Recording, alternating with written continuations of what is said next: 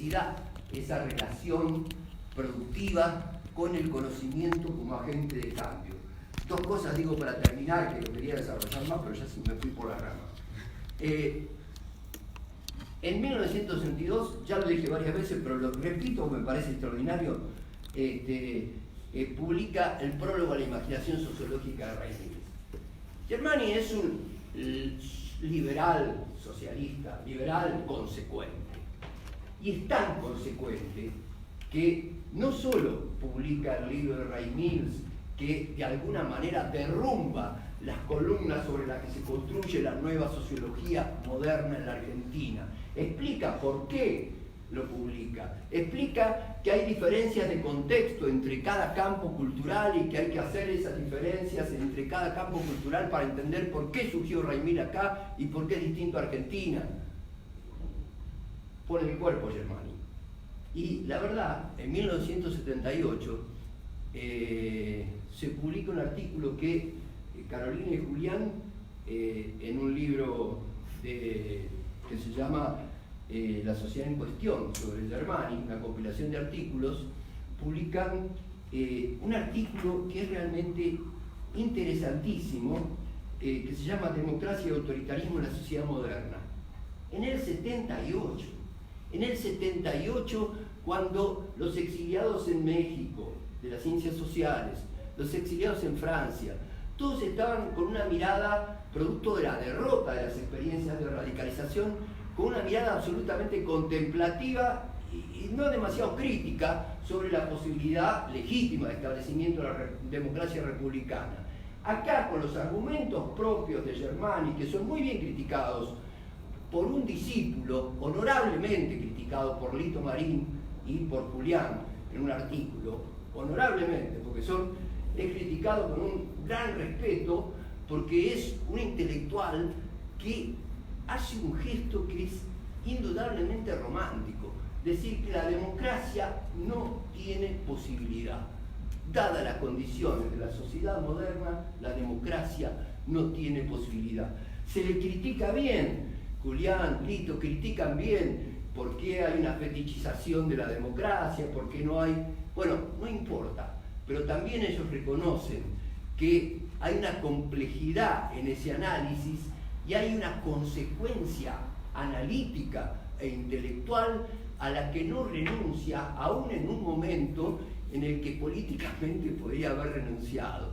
Yo creo que esa es la mirada más interesante de Germani. Ese mundo antifascista argentino, no el italiano, ese mundo antifascista argentino intensificó su mirada consecuente de hombre que reivindica la autonomía de la ciencia y que reivindica lo que hay que decir autónomamente desde el mundo científico, aunque sea terriblemente inconveniente, aún, como dirá él, para sus propias convicciones.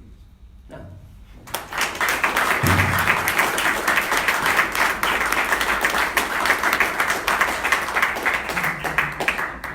Bueno, muchas gracias por respetar los tiempos, sobre todo. Nos quedan 10 minutos para preguntas, comentarios, idas y vueltas, ecos.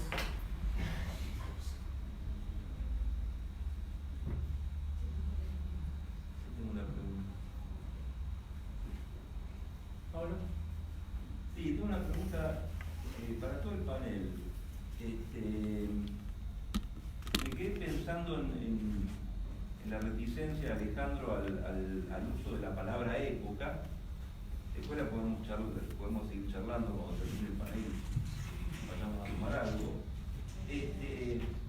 Ahora, me parece que en las exposiciones de todo el panel se realzó la importancia, la relevancia, la centralidad de la figura Germani. Creo que hay una época Germani, y como todas las épocas importantes, cuando las miramos retrospectivamente nos parece que fueron más largas que lo que realmente fueron, ¿no? Porque vamos a pensar, por ejemplo, que estaba recién hablando Lucas, el primer peronismo. El primer peronismo duró apenas 9 años. Más allá de lo que fue su gestación previa o lo que continuó después del primer peronismo, fueron 9 años.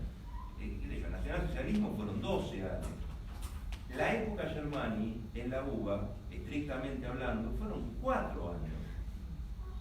Después, si queremos estirar un poco más y decimos la época Germani o la época Germani en la sociología argentina, fueron, agréguenle 4 más, hasta el 66, extremadamente corta. Todavía nos sigue dando que hablar, todavía seguimos comiendo de eso. ¿Cuáles creen, entonces, después de decir esto, digo la pregunta, digamos, ¿cuáles creen ustedes que cuáles fueron las razones de tan rápido fracaso? Que como vemos no es ningún fracaso, sino que es un éxito en algún sentido. Insisto, seguimos comiendo de Germani, seguimos leyendo de Germani, seguimos hablando de Germani. No fue un fracaso, pero en términos prácticos fue un fracaso. Se fue del país, se tuvo que ir, y las instituciones que fundó se desfondaron muy pronto, ¿o no? Yo creo que sí. Bueno, esa es la pregunta. ¿Qué pregunta? ¿Tienen 10 minutos? Yo te digo, mira, las herencias no necesariamente son herencias de continuidad armónica. Entonces, en lo que a mí respecta, en términos de lo que a mí me preocupa específicamente, la figura como Germani intelectual. El otro día entrevistamos a Miguel Murmis, sin lugar a dudas, un discípulo de Gino Germani, el profesor joven, junto con Eliseo Verón, más prestigiosos de la carrera de sociología germaniana y postgermaniana. ¿Qué es lo que hace Miguel Murmis? Y yo le pregunté, porque eso funcionaba como rumor en toda la facultad, le digo, Miguel, ¿es verdad que vos hiciste un acto de homenaje a Marquitos Schlachter, el guerrillero del ejército, guerrillero del pueblo, muerto en el Monte Santeño en 1963? Y dice Miguel, claro que sí, porque era un estudiante de sociología, porque era nuestro compromiso, independientemente de que estuviéramos de acuerdo con su metodología para cambiar el mundo, dijo Miguel, yo fui convocado por el rectorado por ese homenaje y tuve que dar explicaciones. Y dije, sí, fui yo, estuve allí, lo dijo honorablemente también, y no necesariamente estoy de acuerdo con ello, pero es un estudiante de la carrera de sociología y hay algo común que tiene que ver con la voluntad de cambiar el mundo en la que la sociología tenía un papel central. Y yo digo, las herencias no son reproducciones miméticas.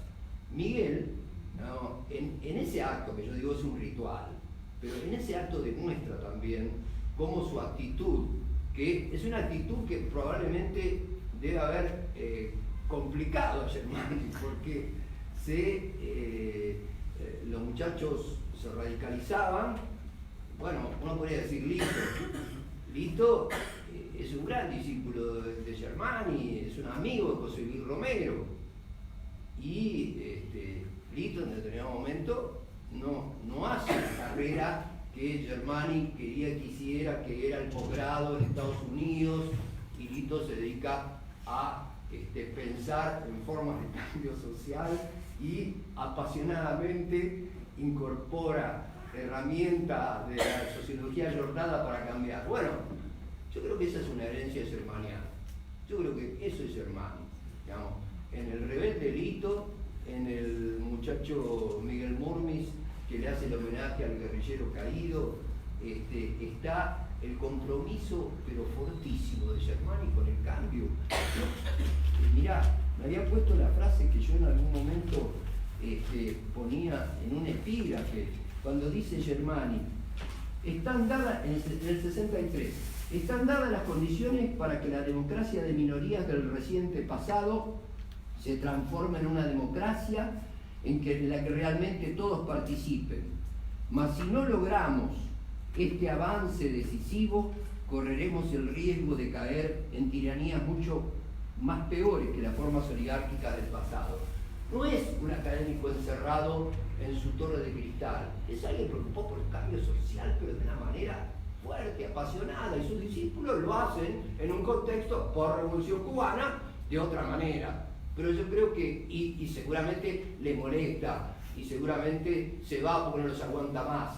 Pero así son las luchas internas del campo intelectual. Estos son herederos de Germani, son los herederos que ni siquiera, digamos, matan al padre en el sentido más fuerte. Lo matan, sí, lo matan en el sentido simbólico como ocurre, pero son los herederos. Entonces yo creo que hay una continuidad, esa continuidad es una continuidad conflictiva. Yo querría agregar algo. Por ejemplo, sociología sistemática, que daba Burmi, se dio en la facultad 2 años, más o menos. Creo que se dio en el 64 y en el 65. Y después también Burmi dio un seminario que era conceptos sociológicos fundamentales. Y en sociología sistemática y en conceptos sociológicos fundamentales había alguna obra de Germani. Marín, que era también discípulo, daba un seminario que era análisis del capital que yo cursé en el año 65. En el 65 veíamos todo un cuatrimestre del ciclo de la mercancía. Y en el 66, cuando llegó la intervención, veíamos el capítulo 1, 2, 3, 4 y 5, que yo después repetí a lo largo de mi historia. Pero tampoco se veía nada de sociología. Creo que Germani abrió un espacio extraordinario y las representaciones que siguieron fue en contra de la estructura teórica de Germani. Porque la estructura teórica que había prevalecía el marxismo, por ejemplo, evidentemente en Marín, o también en Burmis, aunque tenía, el problema de Burmis, bueno, era ambiguo porque tenía fundamentaba la estructura del funcionalismo en la epistemología positivista, por ejemplo, que una cosa medio rara. ¿No? Pero los herederos de Germani, los verdaderos herederos académicos, no los sostenían Germani. Es más, yo entré a la facultad en el 63 y una facultad que ideológicamente estaba contra Germani, ¿no es cierto? Se denostaba la sociología de Germani, así que yo prácticamente leí muy poco de Germani, porque realmente no era algo de... Bueno, no se enseñaba Germani, ¿no? Eso. Lo que sí trajo Germani es el ámbito del empírico. Eso es cierto. La sociología, su reflexión, tiene que ver con la corroboración empírica, ¿no? O sea, sí, los textos de Germani, el análisis de los censos, etc., ¿no? Pero los herederos fueron anti-Germani. Los verdaderos herederos de Germani, los que siguieron en última instancia el objeto de la sociología, no coincidían con Germani.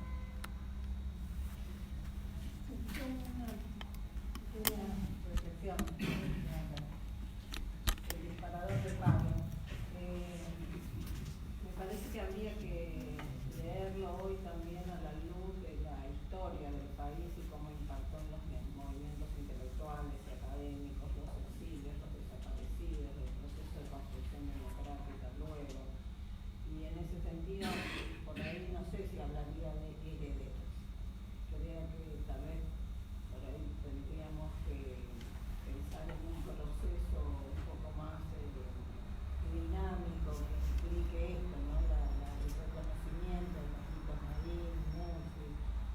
Marín, Inés, Pizarirre, ¿no? Habíamos como distintas miradas que recuperaron esa propuesta de Germani en esta complejidad que bien se mostró en la mesa, ¿no? Porque tal vez la palabra herencia es interesante, a la vez nos cierra, ¿no? Y obtura la posibilidad de ver que esa continuidad del pensamiento, esa continuidad de la producción y de una forma nueva de abordaje del pensamiento social no es la que recibimos, ¿no? Sino que es la que habilita eso. Y sí, efectivamente me acuerdo de la introducción de Lito y de Julián, que de hecho era además en ese capítulo cuando fue la conversación del libro. Y solo para cerrar, digo, mirá cómo será así, que no fue fácil poner el Instituto Gino Germani en el instituto, ¿no? A propósito de lo que decíamos al principio. Y no solo no fue fácil en ese momento, que hubo críticas muy merecidas para algunos que propusieron el nombre de Gino Germani, sino que después varias veces se intentó volver a hablar, porque el Instituto Gino Germani ya era el Instituto Gino Germani, y no sé si era yo o vos todavía directores, que tuvimos que ir al consejo directivo de esta facultad para decir, bueno, ¿no? Defender de alguna manera que era el Instituto Gino Germani. Y un poco, retorno a lo que dije al principio, porque el Instituto Gino Germani no, creo que lo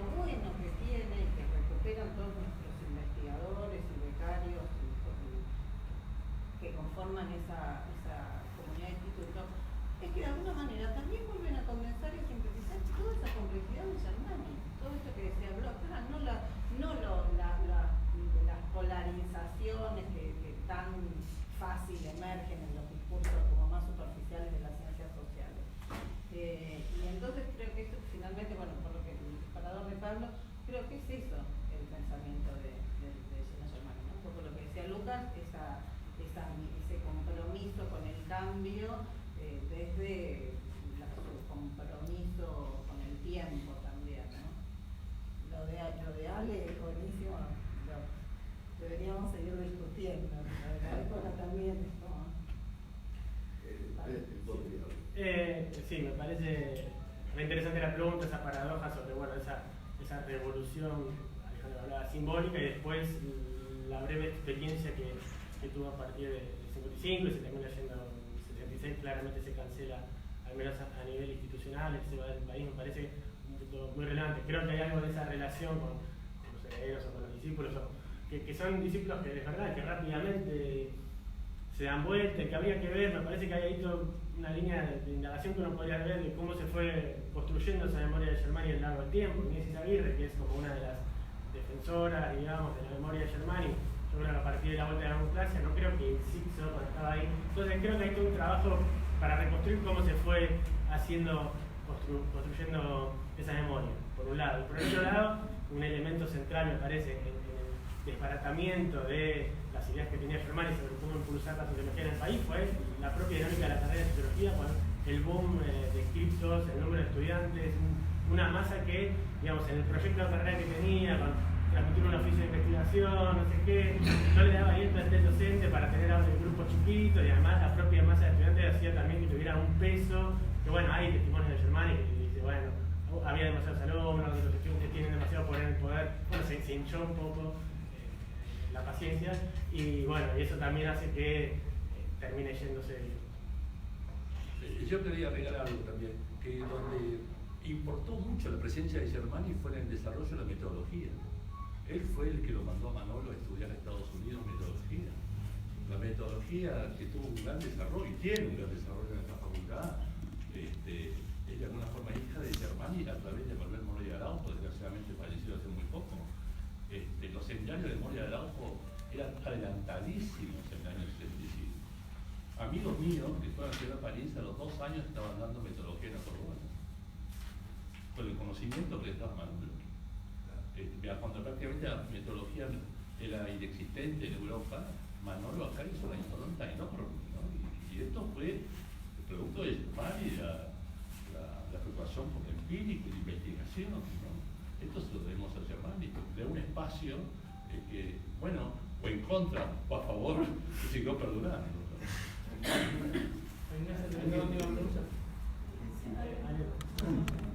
Sí, yo tenía una pregunta para todo el panel.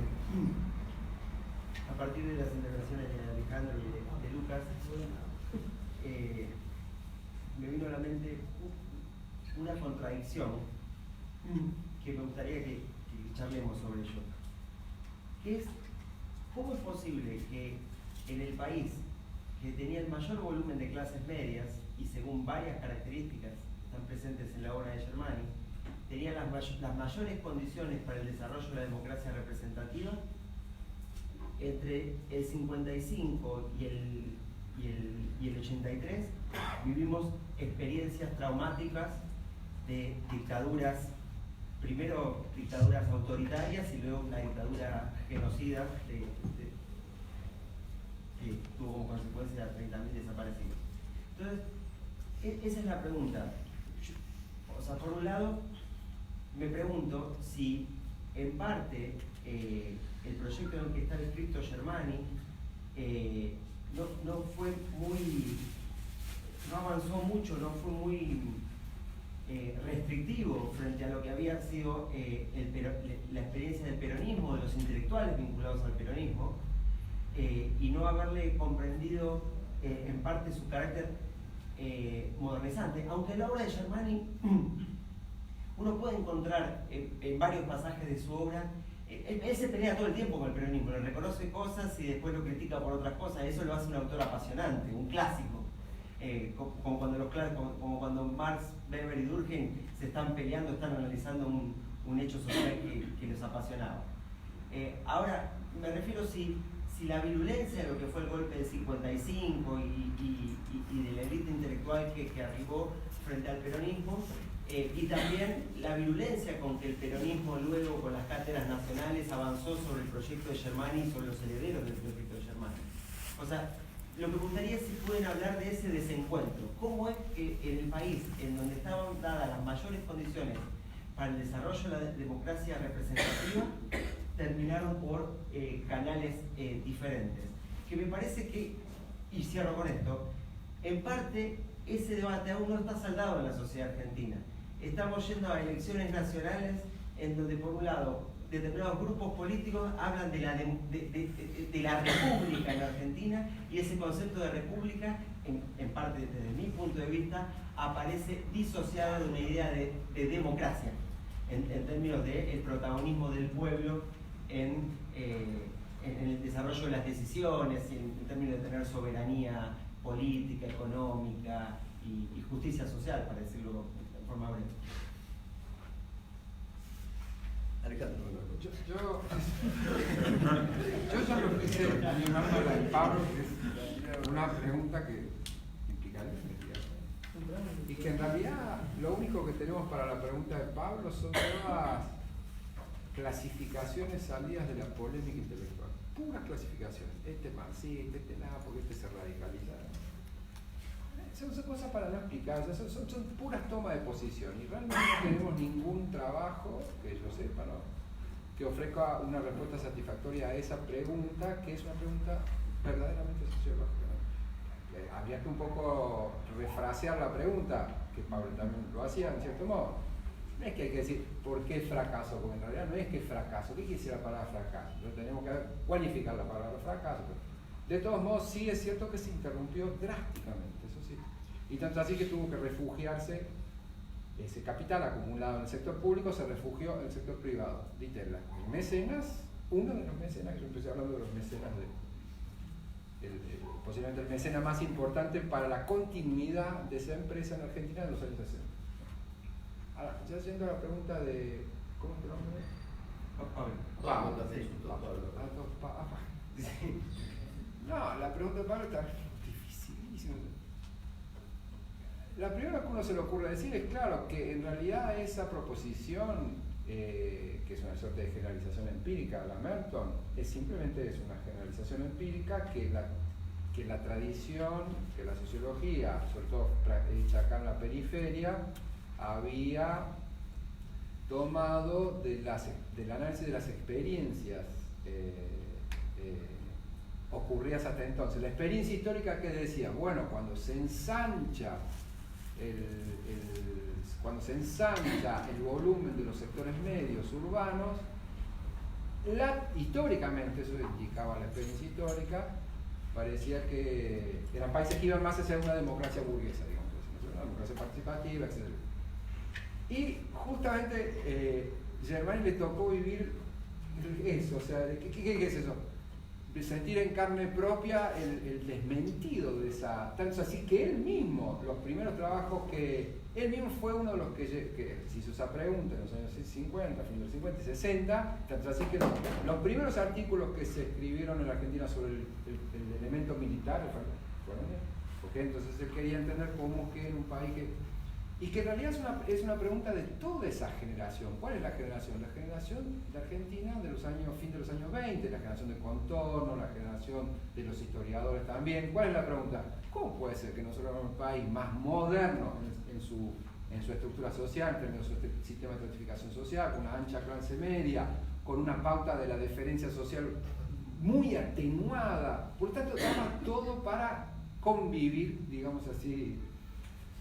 Y lo cierto es que también Germán sin embargo nos fuimos todos al diablo. Quiero decir, desde el 30, esa experiencia de democratización iniciada en el 16, con una república oligárquica también muy exitosa, por cierto, porque esta generación fue la que empezó a recuperar como objeto cognitivo la república oligárquica, o sea, lo que había sido esa experiencia, que luego continuaba con una experiencia de democratización que se interrumpe muy rápidamente, o sea, en los 30.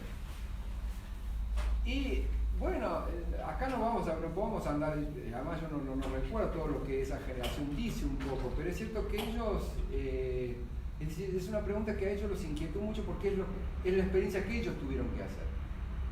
Respecto al peronismo, Germán mismo también, como vos decías Pablo, él tiene una relación muy ambigua con eso porque en los trabajos muy tardíos, los trabajos Claro, los primeros trabajos sobre él hay que entenderlo que él también es un actor. Es un sociólogo y un actor. Todos somos así, no podemos ser que no somos dioses, o sea, somos actores y somos sociólogos. Entonces son trabajos muy atrapados en el contexto, ¿no es cierto? Muy atrapados por la clientela a quien está sirviendo sus trabajos. Sus clientelas son el antiperonismo, digamos, su audiencia. Bueno, ¿qué va a hacer? Y aunque uno quiera o no, la audiencia un poco es así, condiciona. Si yo fuera a hablar a una facultad de letras, no sé, hay otras cosas, no diría, ¿se entiende? Pero en los últimos trabajos Germani, como ya está muy distanciado, en fin, ya está fuera de la... Él ya no se juega una posición en el espacio, acá, por lo tanto tiene más libertad, por lo tanto, y él, por cierto, él dice cosas muy distintas del peronismo, ¿no es cierto? Y tanto así que incluye al peronismo como un capítulo de la democratización social, ¿no? Con lo cual, a la luz de eso, lo que vos decís de las ideas republicanas ahora, él también diría así, es muy restrictivo esa idea republicana, parece un retroceso respecto a lo que... pero es cierto, Pablo, es un enigma eso, ¿no es cierto? Pero yo te digo, es un enigma que tampoco hay que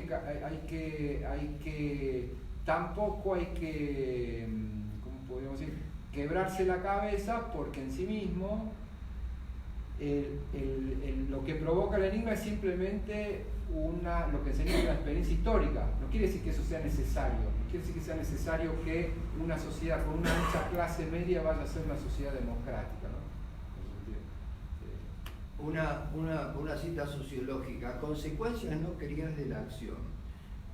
La propuesta de cambio no solo viene por esto que yo mencioné del antifascismo, sino la propuesta de cambio, la CEPAL es un agente de cambio, y las teorías de la dependencia, que son una particularidad de la sociología latinoamericana, surgen de un debate serio, profundo, reflexivo, intenso y cercano con la CEPAL.